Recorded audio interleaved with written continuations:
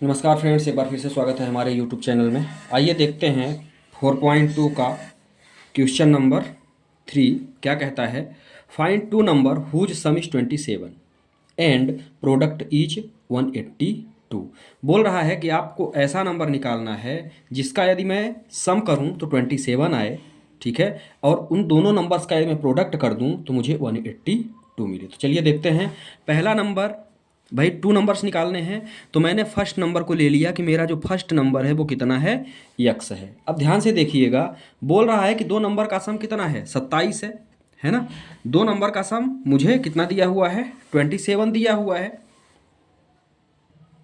मतलब यदि मैं कहूँ कि X plus Y is equal to X plus Y is equal to मुझे दिया हुआ है 27, ठीक है। तो यदि मैं y इज इक्वल टू, ये दो नंबर्स का सम कितना है, 27 है ना।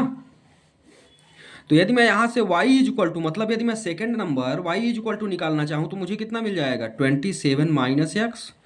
बात समझ में आ गई। तो जो मेरा सेकंड नंबर मिलेगा वो कैसे मिलेगा, यदि मैंने पहला एक्स ले लिया तो दूसरा नंबर क्या होगा, भाई इन दोनों का सम तो 27 है, तो दूसरा नंबर क्या होगा, दूसरा नंबर यही होगा कि इसको जो है, जो पहला नंबर है उसको इस नंबर में मैं माइनस कर दूं तो मुझे सेकंड नंबर मिल जाएगा, ठीक है। तो अब आप लिखेंगे देन जो मेरा अनादर नंबर है, भाई पहला नंबर तो एक्स लिया था, और जो मेरा अनादर नंबर है उसको मैंने, वो मेरा क्या निकलेगा, 27 माइनस एक्स। बात समझ में आ गई। तो ये मेरे हो गए दोनों नंबर। अब क्या बोल रहा है, एंड प्रोडक्ट इज 182। सम से तो मैंने निकाल लिया जो मेरा प्रश्न बोल रहा था। अब जो मेरा प्रश्न बोल रहा है आगे, वो क्या बोल रहा है, प्रश्नानुसार अकॉर्डिंग टू क्वेश्चन बोल रहा है कि यदि मैं इन दोनों नंबर्स का प्रोडक्ट करता हूं तो मुझे 182 मिल रहा है। चलिए करते हैं।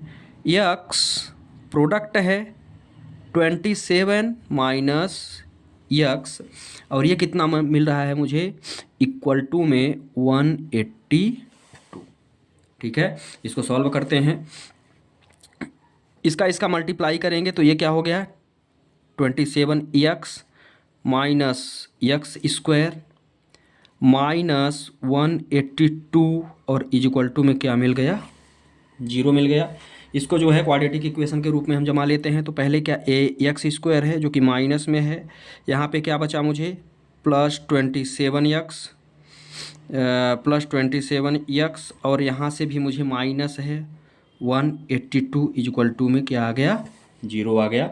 माइनस को कॉमन ले लेते हैं यहाँ से, तो यदि हम माइनस को कॉमन लेते हैं तो क्या बचा, यक्स स्क्वायर यहाँ बचेगा, यहाँ से हमने माइनस कॉमन लिया तो माइनस 27 एक्स हो गया, और ये हो गया प्लस 182 इज इक्वल टू में कितना हो गया, जीरो पड़ गया, ठीक है।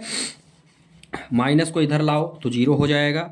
तो ये मुझे क्या मिल गया, एक्स स्क्वायर माइनस 27 एक्स, और प्लस में 182 इज इक्वल टू में क्या मिल गया, जीरो। तो ये मेरी हो गई क्वाड्रेटिक इक्वेशन। अब हम इसको क्या करेंगे, अब हम करेंगे मिडिल टर्म स्प्लिटिंग, मतलब अब इसको हम जो है मिडिल टर्म तोड़ के यक्स का मान निकालेंगे। तो चलिए देखते हैं इसको कैसे निकाल सकते हैं। सबसे पहले हम क्या करते हैं, सबसे पहले जो कंडीशन होती है, तो यहाँ से क्या कर सकते हैं हम, ए बी सी। तो ए का मान कितना है, ये मेरा रफ वर्क है। ए का मान मुझे कितना दिया हुआ है, ए का मान है 1, है ना, क्योंकि एक्स का कॉफिशिएंट कितना है, 1 है। बी का मान मुझे कितना दिया हुआ है, एक्स स्क्वायर का कॉफिशिएंट 1 है, एक्स का कॉफिशिएंट -27 है, ठीक है। तो बी कितना हो गया, -27, और ये जो सी है, ठीक है, ये कितना है 182, ये मेरा सी का मान हो गया। अब हम सॉल्व करने के लिए क्या करते हैं, ए और सी का मल्टीप्लाई करते हैं, ठीक है। ए और सी का क्या करते हैं, प्रोडक्ट करते हैं। तो ए और सी का यदि आप मल्टीप्लाई करेंगे तो कितना मिल रहा है, 182 मिल रहा है, ठीक है। तो 182 का हम क्या करेंगे, भाई इसका और इसका मल्टीप्लाई करते हैं, इसका और इसका मल्टीप्लाई करते हैं, ठीक है। तो इसका और इसका मल्टीप्लाई यदि हम करेंगे तो यहाँ कुछ नहीं है, कॉफिशिएंट 1 है, तो बचा कितना, 182 एक्स स्क्वायर। मतलब जो मेरा नंबर आया, जो कॉफिशिएंट आया एक्स स्क्वायर का कितना है, 182। तो 182 का हम क्या करेंगे, प्रोडक्ट निकालेंगे, ठीक है, निकालिए। सबसे पहले लास्ट डिजिट 2 है, 2 से कटेगा तो कितना आया ये आ गया 91। फिर इसके बाद ये किससे डिविजिबल होगा, ये 91 ये जाएगा अब 7 से, ठीक है। तो 7 1 जा और 13, इसके बाद ये जाएगा 13 1 जा, तो कितना आया 7 2 जा 14। एक तो आ गया मेरा 7 2 जा 14 इंटू 13, ठीक है। ये मेरा रफ वर्क है। तो मुझे क्या मिल गया, यदि मैं 182 को का प्रोडक्ट निकालता हूं तो मुझे 14 और 13 मिल रहा है, ठीक है। मतलब यदि मैं इसको अरेंजिंग करूं तो यदि मैं -14 और -13 रख दूं तो इन दोनों को यदि मैं सम करूंगा तो मुझे -27 मिल रहा है, और इन दोनों का यदि मैं मल्टीप्लाई करूंगा तो पॉजिटिव 182 मिल रहा है, ठीक है। तो चलिए अब आगे देखते हैं इसमें क्या कर सकते हैं। अब इसी वैल्यू को हम यहाँ पे अरेंज करेंगे, ठीक है। चलिए करते हैं। क्या है, ये है x², तो इसको हम सीधा जैसे है वैसे उतारेंगे। यहाँ पर हम वैल्यू को अरेंज करेंगे, तो यहाँ पे मैंने क्या लिया -14, इसको कर दो आप -14x -13x, क्योंकि ये कहाँ से लिया, जो अभी निकाला उसी को मैं लिख रहा हूँ, बाकी अलग से कुछ नहीं किया है, ठीक है। यहाँ पे है +182 इक्वल टू में मुझे क्या मिल गया 0। यहाँ से अब आप 2 2 का पेयर बनाते हैं और कॉमन लेते हैं।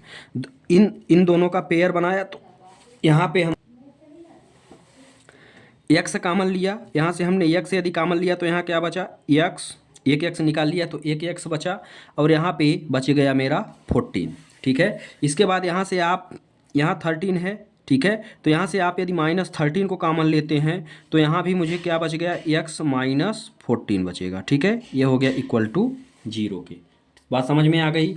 अब ये x -14 और x -14 कॉमन है, तो इसको 2 बार है तो इसको हम एक बार लिखते हैं। तो x -14 एक मिल गया मुझे, एक मिल गया x -13 मिल गया, जो कि दोनों किसके बराबर हैं 0 के, ठीक है। अब आइए यहाँ से स्टार्ट करते हैं।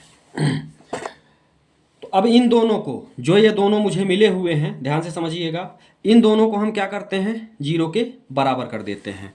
तो x माइनस क्या है 14 है ना, तो x -14 इक्वल टू एक बार 0 कर देंगे, दूसरा x -13 इक्वल टू इसको 0 कर देंगे। ये दोनों कर दिया 0 के बराबर, तो एक x का मान मुझे कितना मिल गया 14 मिल गया, और दूसरा x का मान मुझे मिल गया 13, ठीक है। यहाँ तक तो कोई दिक्कत नहीं होनी चाहिए। दोनों x के मान हमने क्या कर लिए, निकाल लिए। अब जो प्रश्न दिया था वो क्या बोल रहा था कि आप 2 नंबर बताइए जिनको हम जोड़ें तो मुझे क्या मिले 27 मिले। तो भैया 14 और 13 को 13 और 14 को यदि मैं ऐड करता हूँ तो मुझे 27 मिलेगा, और इन दोनों का प्रोडक्ट करूंगा तो मुझे 182 के बराबर मिलेगा, ठीक है। तो अब आप लिख देंगे आगे, hence the required number is 13 and 14, ठीक है। जो इस प्रश्न में बोला गया था कि जो दोनों नंबर्स क्या होंगे, तो वो दोनों नंबर्स हमारे 13 और 14 होंगे। तो इस तरह से प्रश्न नंबर 3 यहाँ पर होता है समाप्त। आशा करता हूँ कि आपके समझ में आ गया होगा, ठीक है। यदि समझ में आ गया हो, यदि कहीं समझ में नहीं आया हो तो आप कमेंट करके बताएं कहाँ समझ में नहीं आ रहा है। समझ में आ गया तो वीडियो को लाइक करें, चैनल को सब्सक्राइब करें और ज़्यादा से ज़्यादा शेयर करें। थैंक्स।